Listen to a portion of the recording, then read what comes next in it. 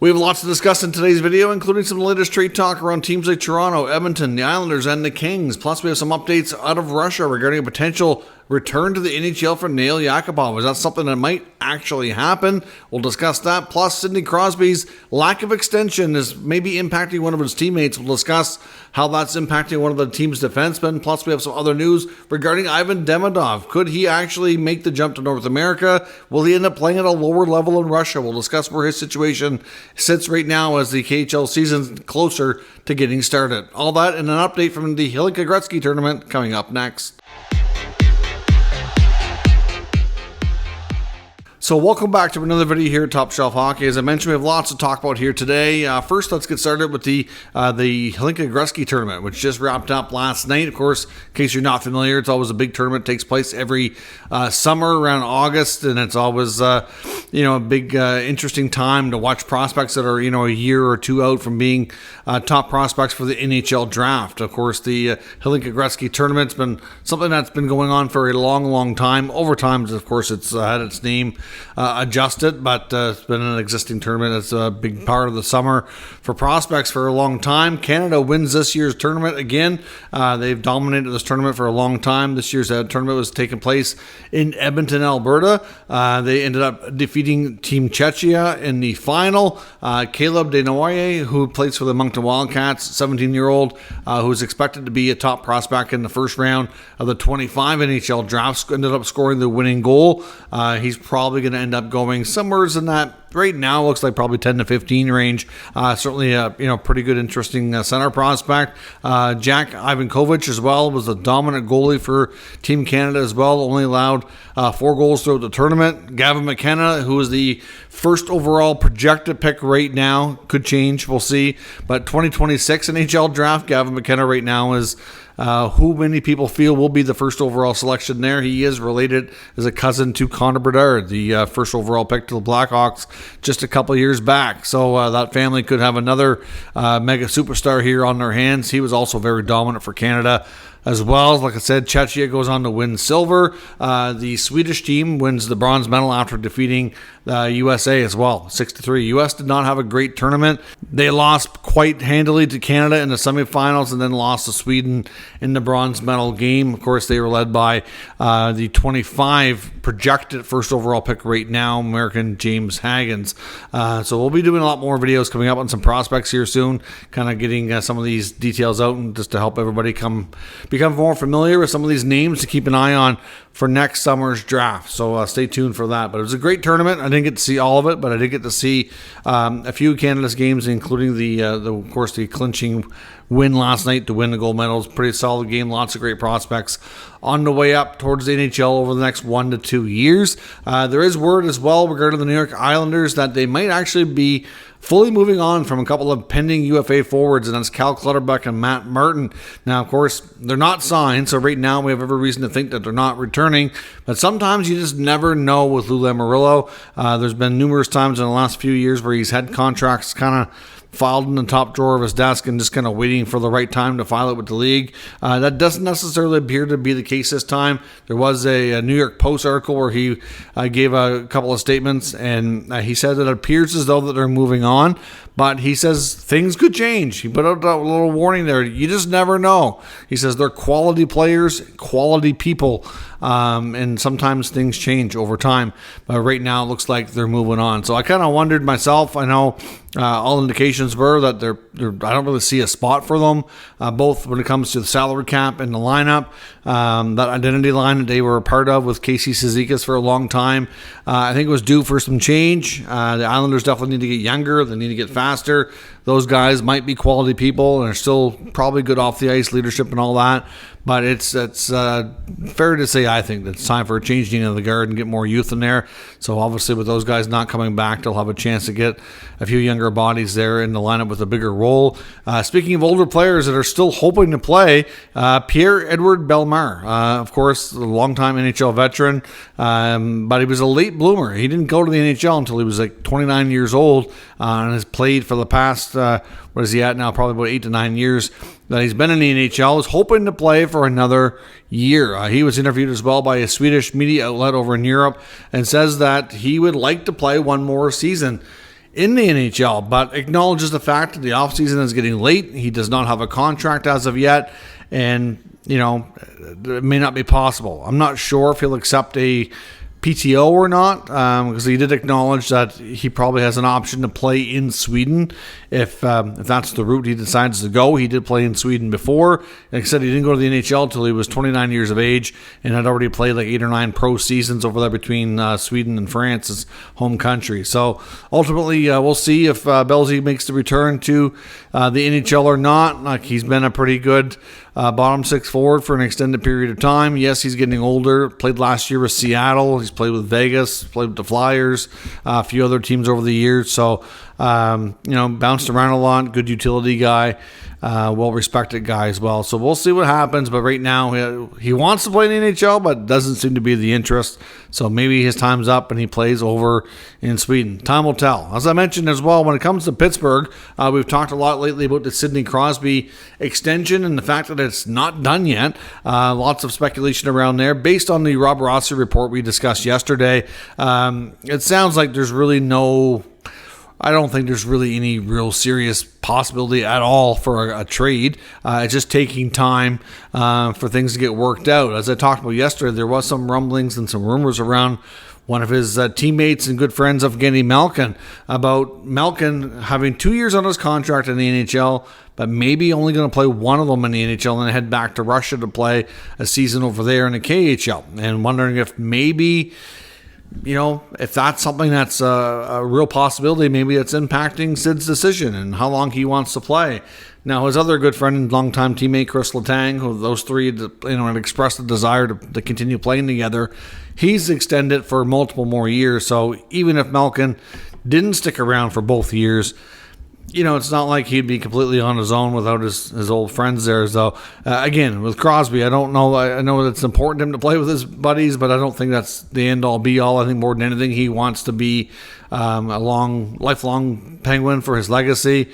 And, I think he's kind of accepted the fact that, there may not be any more championships in his window. Like, it may not be really possible. It's hard to say, but I think as long as they're playing, they're going to have some optimism and some hope that they're going to be able to bring one back to Pittsburgh. But one big thing that this also appears to be impacting here is another contract, and that's Marcus Pettersson. The Penguins defenseman is entering the final year of his deal. He's eligible for an extension, and it sounds like the Pens are interested in keeping him. I'd say he's probably really due at least a bit of a raise as well. But at this point, they are kind of come to an agreement that they're not even going to go there just yet. I mean, there's, again, no pressure point. There's no rush here. They can get this done. Obviously, some players like to have their business taken care of early just so they have that peace of mind and they have that, stability and that security lined up and in place. But obviously they want to get that Crosby deal done first.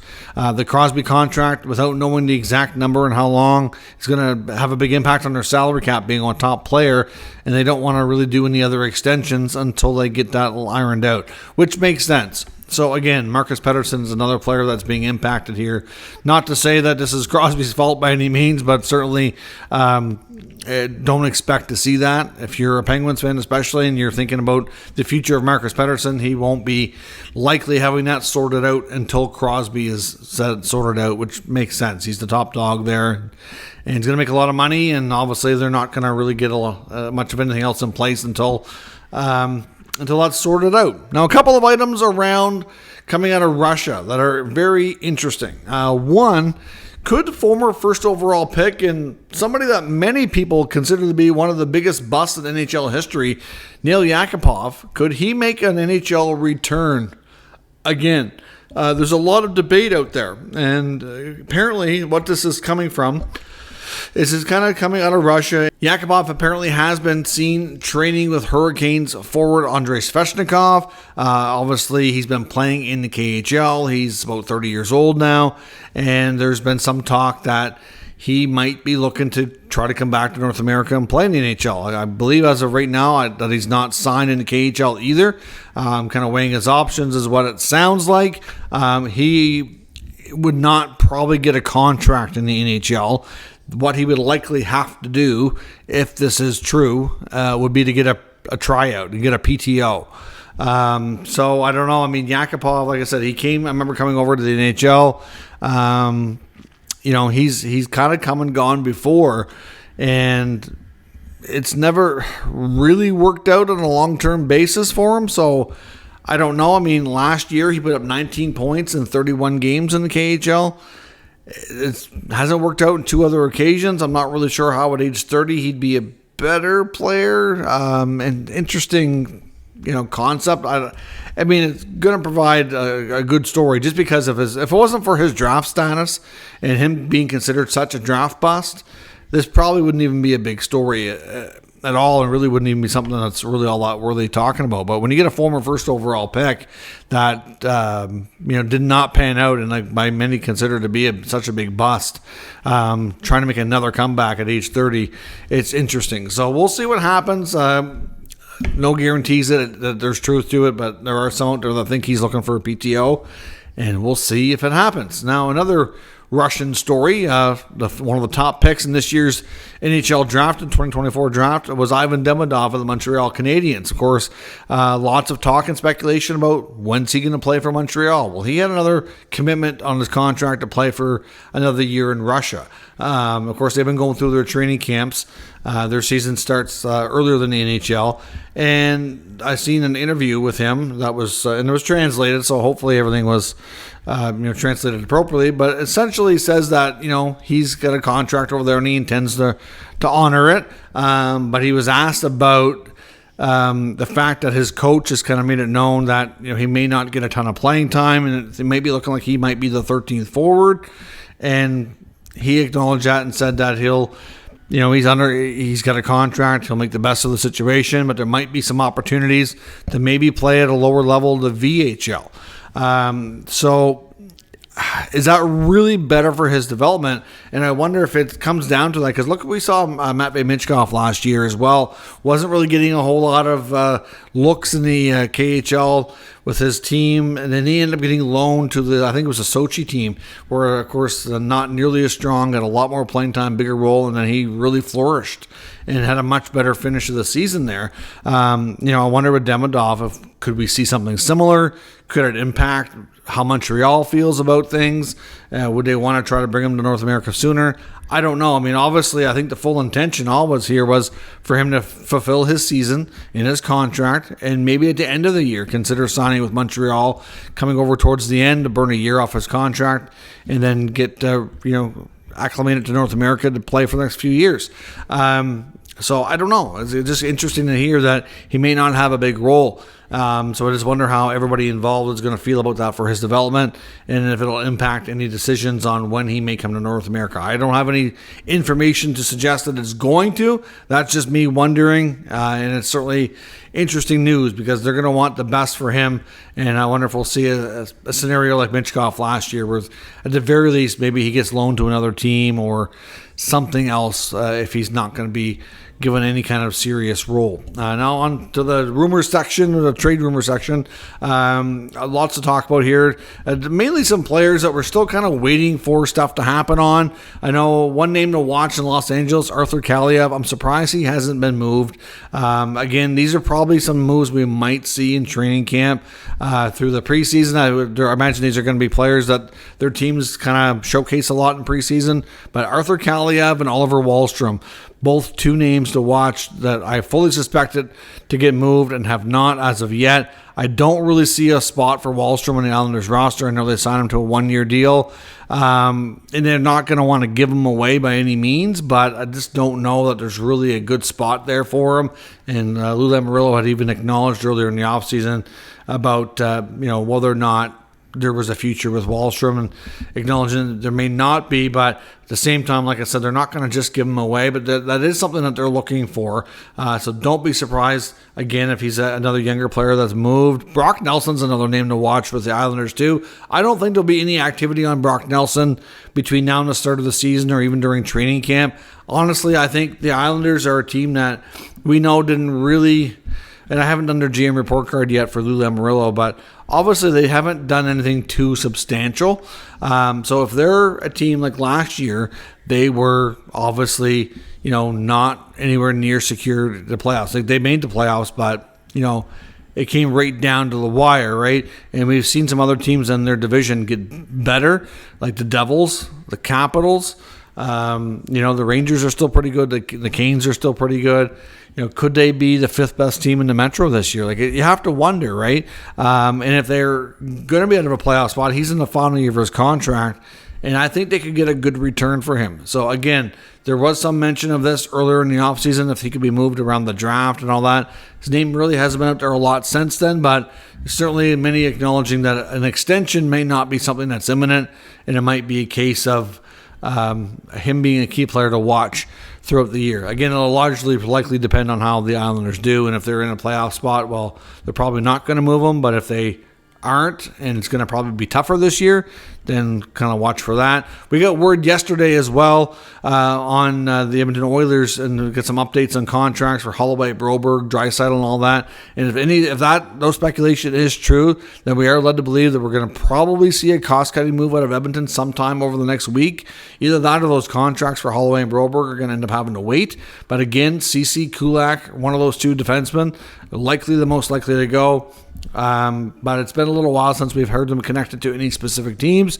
Obviously, it is fairly quiet right now in the league with not much activity going on. So it's hard to say exactly, but if the Oilers have work to do, there's no doubt. So I wonder if they'll find a way to get a cost-cutting move done here. They can be 10% over the cap during the offseason. It's just when you're trading from a position of weakness that this creates even more of a bad situation. They get a worse return. So I don't expect that to happen. So back in Kaliev, like I mentioned in LA, again, a player who wanted out. I don't really see a bigger role there. I wouldn't be surprised when we get to training camp and preseason action if he is moved. Nick Robertson, another interesting unsigned player in Toronto. I know that Brad Treliving said all the right things for hoping that things can be worked out and he can have a role there in Toronto. But again, like I've said, I fully expect Robertson to go by the time we're done training camp at the very latest, because I don't see a spot there for him. I really don't. I think he's been kind of passed by some other younger players like Nyes and McMahon. And if you look at the rest of their lineup, I just don't see him being a bottom 6 guy. Honestly, I think there's opportunities to maybe move him to one of the California teams, whether it be the Ducks or the Sharks or one of those teams out there that are not as deep, and we'll see what happens. But a name that I do expect to go. Obviously, like I said, there's some younger guys, Robertson, Kaliev, Wahlstrom, all names to watch as we get closer to training camp. I know that we're still a little ways away from that, but at the same time, names that are been out there for the major part of the offseason and have not gone here as of yet. So we'll see, of course, like some of the big stuff today, mostly out of Russia, like I said, around Demidov, as well as around, potential Yakupov return, kind of crazy. So we'll see what happens. Let me know your thoughts on everything today in the comments. We'll discuss further. If you're new to the channel, make sure you subscribe and stick around. We'll keep you up to date with the latest news, rumors, and analysis of all 32 NHL teams. Thanks for watching. I'll catch you next time.